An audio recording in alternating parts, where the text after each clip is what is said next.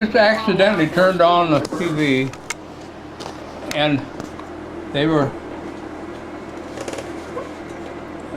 given the history of the American Canadian Special Service Force. Mm-hmm. And they started off, they were doing stuff before Rome.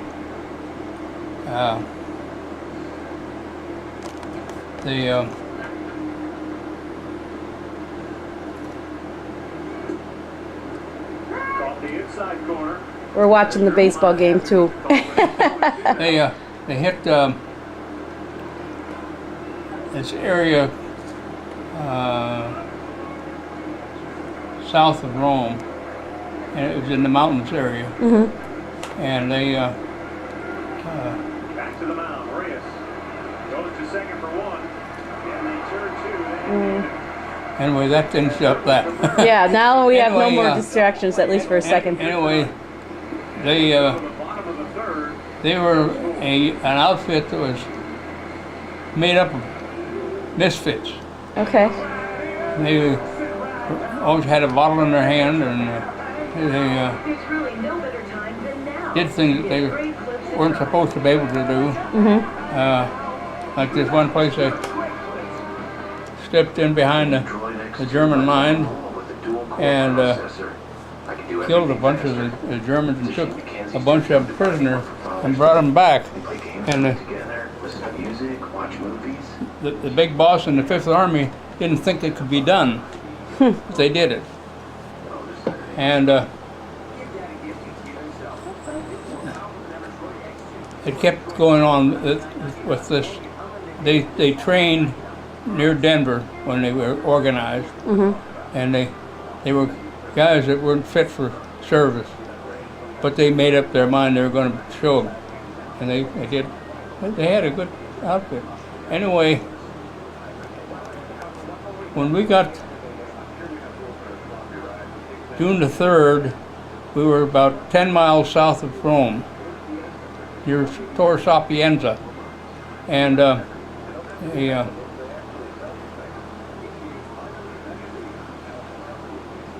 night before, we'd set up a bunch of roadblocks and got a lot of Germans and so forth. Anyway, they got to this point.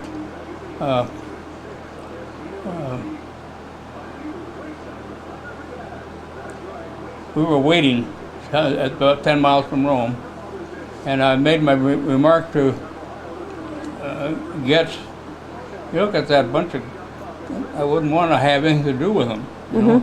But they were riding a 200 and 300 motorcycle. With the other hand had a bottle of booze in it and so forth. Man, they were terrible. And about the time I got through saying it,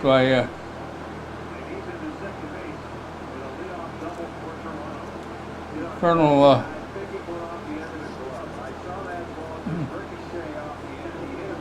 Rogers came by and said, "Hop in with his Jeep." He said, "I'm going to go and introduce you to the youngest brigadier general in the ground forces."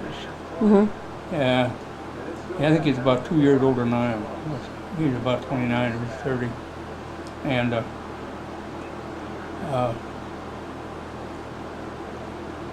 we got there and went down in the lower lobby of this hotel in Tor Sapienza.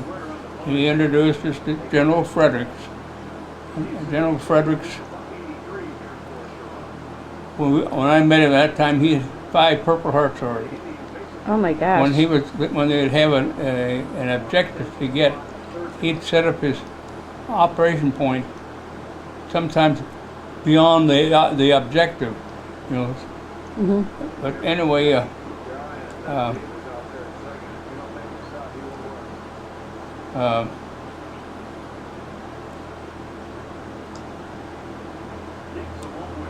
when they introduced us, it was this American Canadian Special Service Force, and the battalion that I was attached to was from Canada. He was a blonde major, and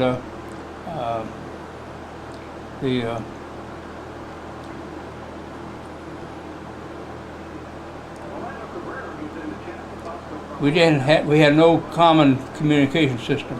Our radios were not like theirs, so we Okay. couldn't rate it that way. So they decided they would do it with hand signals or runners.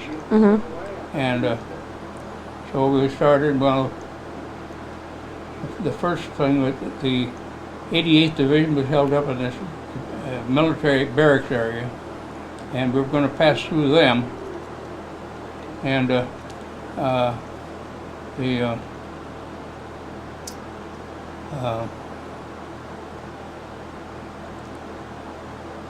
we got ready. We started off, and when I hit the barracks area, we just knocked the barracks down as we went through them. Mm-hmm. And 88th Division was glad to see us go by them. And anyway, we started off, and the infantry got out into this big grassy field where you could see a lot. Anyway, the Germans started firing at them pretty good with machine guns. So I indicated I would take over and go out. So we started off. We got out into the field just beyond them, and our tanks came under fire. Mm-hmm. We couldn't see where they were shooting from. They hit the one tank. Joe K. Wright was killed in that, and damaged another tank. And finally,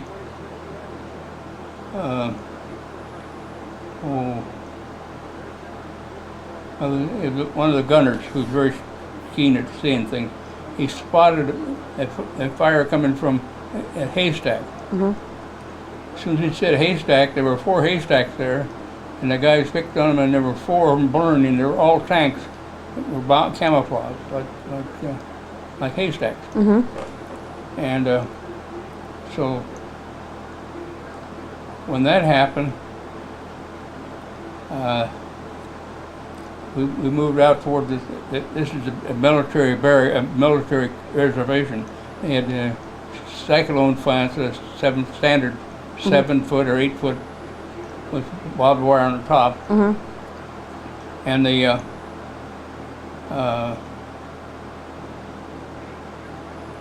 Germans were firing from there. Well, as soon as we found, we knocked those out in a hurry. And then we had to go to the a little bit further. This fence was a hindrance to the infantry. Uh-huh. They couldn't be climbing over Yeah. fences and with a bunch of machine guns shooting at them. Mm-hmm. So Lieutenant Orient started off to knock down one of the fences, and a German anti-tank gun fired at him, and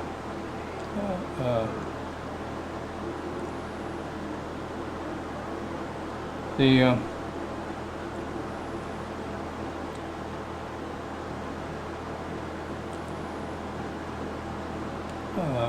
trying to think how. Anyway, the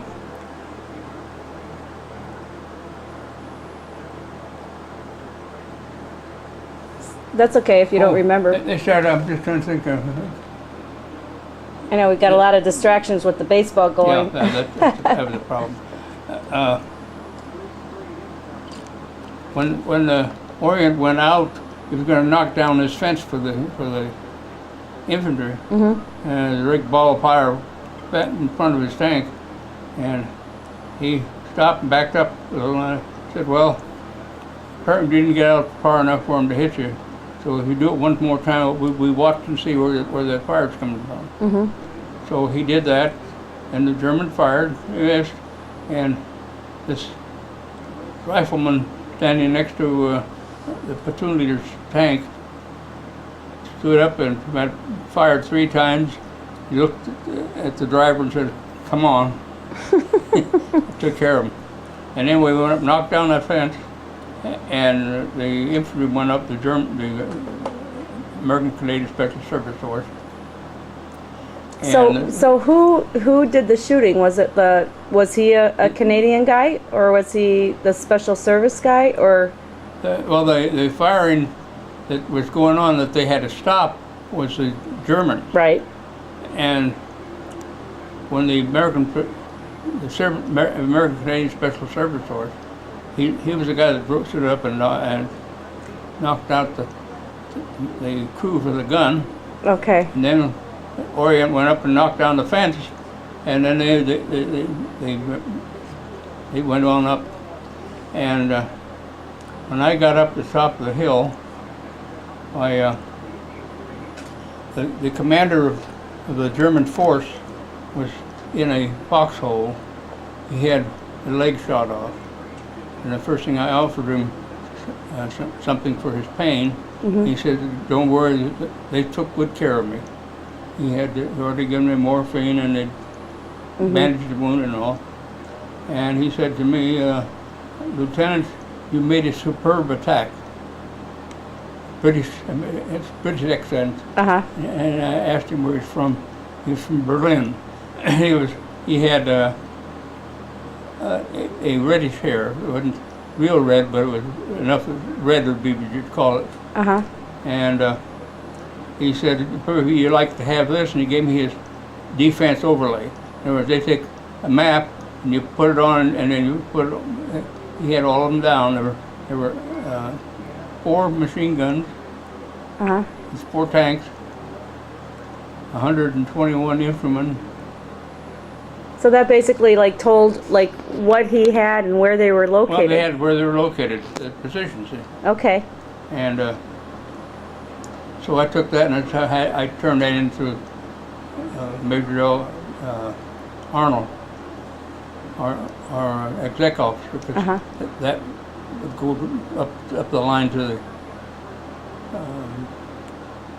the people above, yeah, that could make decisions and anyway, I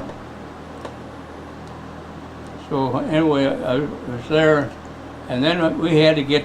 I was told I could get into Rome, but not to follow them. They didn't want to create a problem that they couldn't have. They didn't have to. So I started to go, but there's this area we were going through. There must have been some shallow mines or something, and they had been broke down and like cones, and they were such that you couldn't drive a tank through there. So I went over to the road. The road was part of the operating area for the 752 tank battalion, which we didn't like, and I didn't like their battalion commander, Colonel Bruss. Never slept in the same place twice because they tried to kill him. his men? His own men, yeah. Well, he was a nasty guy.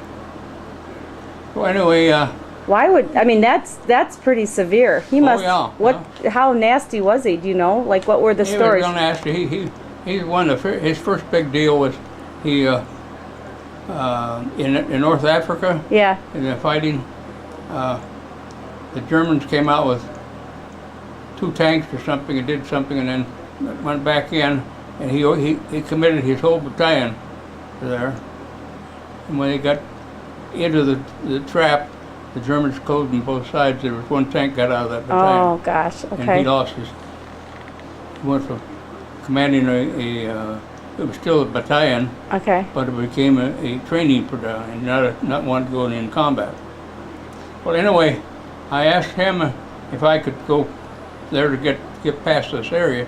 He said, "No, you can't."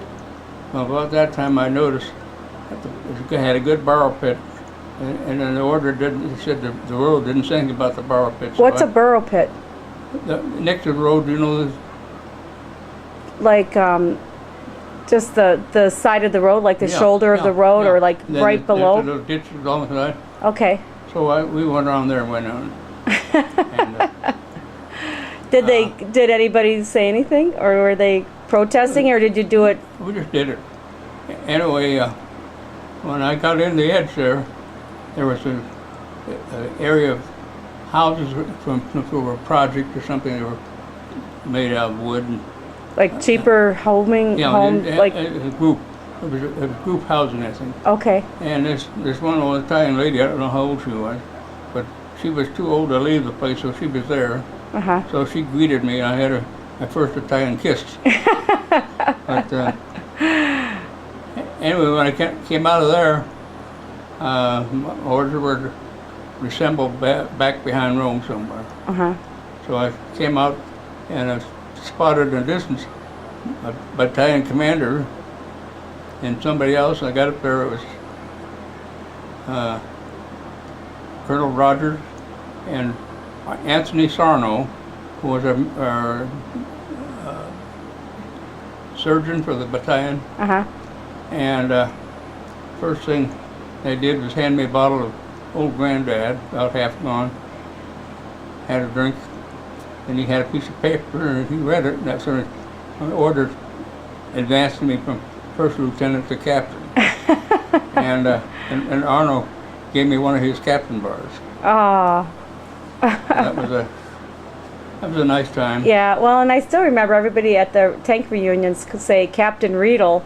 You know, it's Captain Riedel. So that's like when you were going into Rome is when you When I came back from that, I got my orders. Okay. So. Yeah. Anyway, that night we left. We were told we would be scheduled when we could go through Rome. They didn't want to jam the place up with too many troops at one time. So we had an order of 11 o'clock on the 5th to go through Rome. And this is June 5th? What's the date? The 5th of what? That was the 5th. The 4th is when we took Rome. Of what date? What month? Again? June the 4th. Okay, June. Okay. Anyway, so we assembled on the other side of Rome, and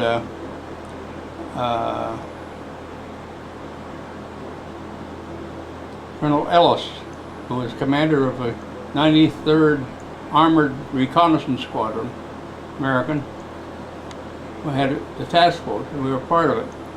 He started off by reporting who he was, and then he said, before I start anything further, he read the bulletin that landings had been made in Normandy. Okay. That's when we found out. So anyway, they got settled and they started going chasing the Germans. We had a unit of reconnaissance and a unit of tanks, and they worked like a team. We'd go to these little towns, and somebody go in and check them out all the way up. Anyway, Colonel Rogers says, B Company, he said to me, find a good place for a bivouac and set up and take your time, have a real relaxed afternoon, and you're going to be in the lead tomorrow. So I found a nice place with big trees, and we could go under them without making a track to the German tanks, planes would follow. So we went around, and when we came to the corner of this field, when you turn the track would kick up some dirt, and there were some real nice looking potatoes.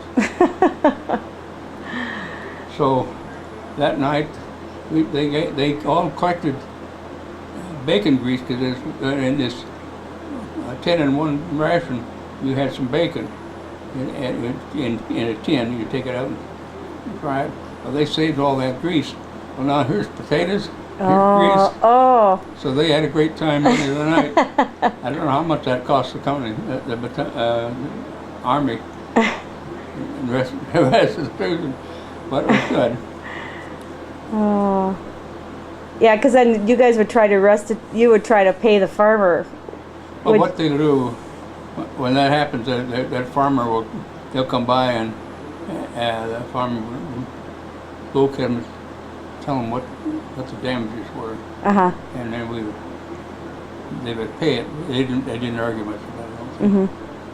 I had one situation where this is back further in Italy. We took over this one house while we were there, and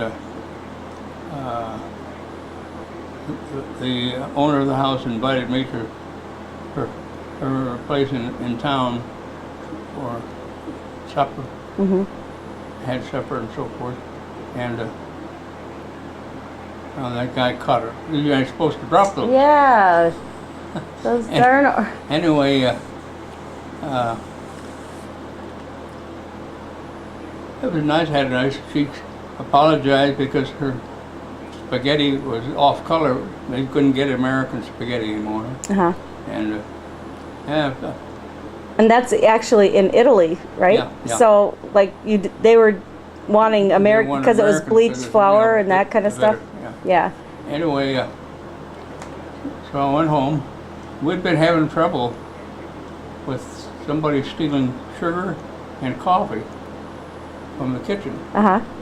So Sergeant Hogan had posted a secret guard. Nobody knew who it was, but it was Joe K. Wright.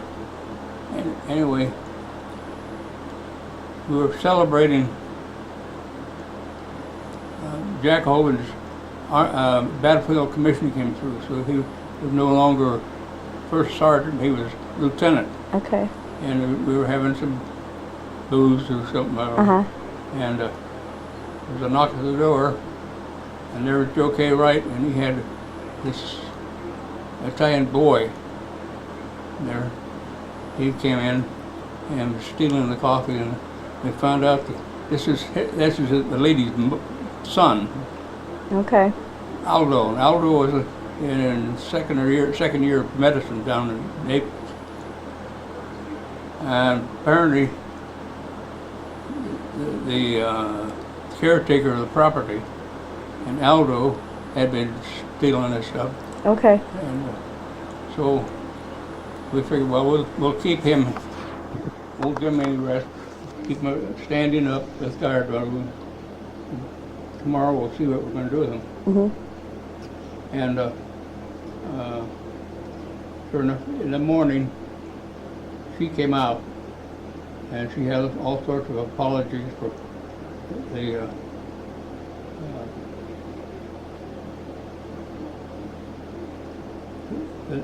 that Her son would do. had been doing it. Yeah. We also found out by that time that the old man was high up in Mussolini's business in Naples. He was Okay. a fascist. So I figured it right away, and of course Colonel Rogers told me right after that same day, notate everything you've had ever since you've been in that house, how you found it and how it is, and keep that record. Mm-hmm. So when we left there and go to the front, 2 days after we left to the front, the old man, the fascist, came with a huge damage report that we'd done. Everything was torn up, it was terrible. And of course they were ready for that. That didn't go very far. That's what cameras are good for, you know. You can like say, yeah, here we are coming and here we are going, and you know everything's in We good didn't shape. have as many cameras. No. I'd love to have more pictures of you guys when you were on the front and stuff like that, you know. But not too many people would have had cameras then. No. So, well, that's interesting. Even though, like, was that on like the military channel tonight when you started watching about the Canadian Special Forces, or? It's Channel 51. They sometimes have history things on it. It's not a history channel. Okay. I wonder, like, so that's like, is that the only time that you had the Canadian Special Forces that you remember them crossing your path or anything, or?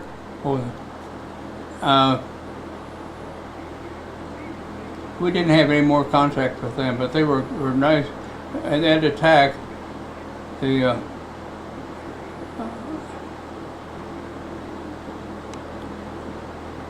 would see something and it'd come to me or somebody else who would take care of it. And when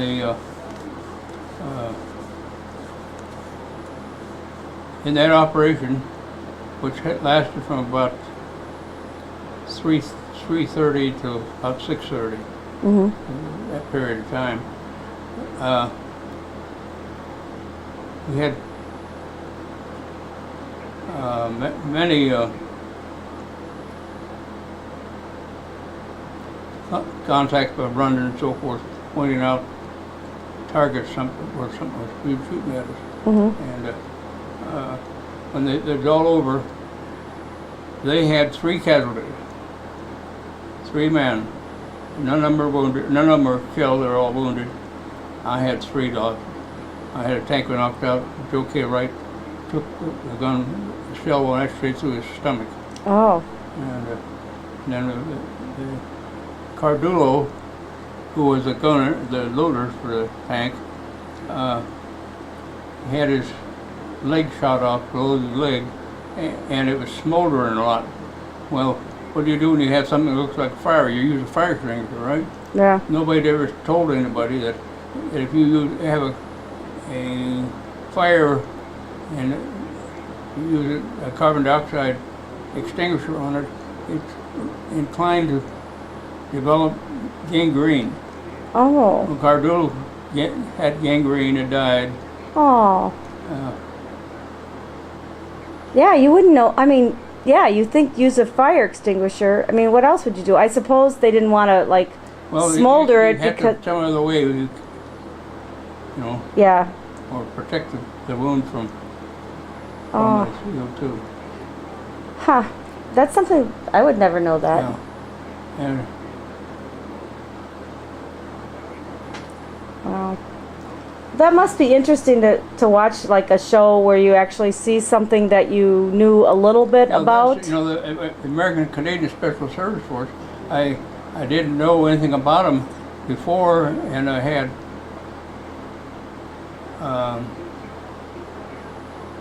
after that attack, we had no other contact. Yeah. Yeah, so you wouldn't really have followed up on them or... No. Huh.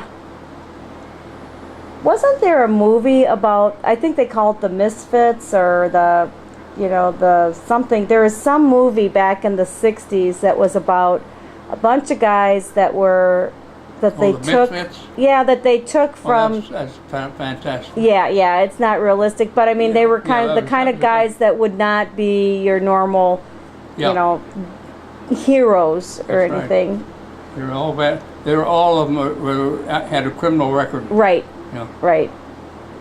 Which I don't know. They probably didn't take people like that, or did they ever? Do you know that they take people like that during World War II? People that had criminal backgrounds, or you know, what would disqualify They probably wouldn't take them into the regular army. Yeah, maybe special forces or something, but I don't know if they were crazy enough. Well, the Indians are losing 2-1.